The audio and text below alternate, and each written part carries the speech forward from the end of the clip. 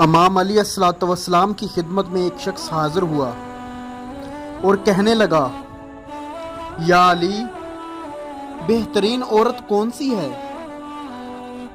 بس یہ کہنا تھا تو امام علیہ الصلوۃ والسلام نے فرمایا، اے بندہ خدا، بہترین عورت وہ ہے جس میں یہ 3 عادتیں موجود ہوں۔ تو کہنے لگا، یا علی، کون سی عادتیں؟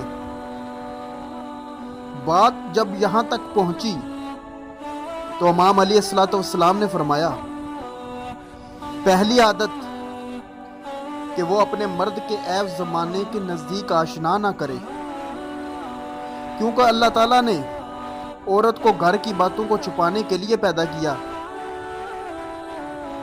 گھر کے سکون کے لیے خلق کیا ہے۔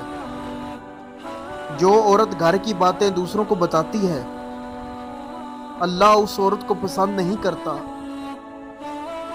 دوسری عادت، اس کی زبان پہ جھوٹ نہ ہو۔ یاد رکھنا، جو عورت جھوٹ بولتی ہے، اللہ ایسی عورت پر لعنت کرتا ہے۔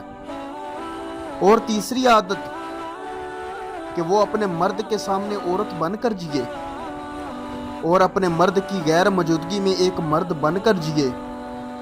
اے بندہ خدا، جس عورت میں یہ 3 عادتیں موجود ہوں تو اس سے بہتر اس زمین پر کوئی عورت نہیں ہے۔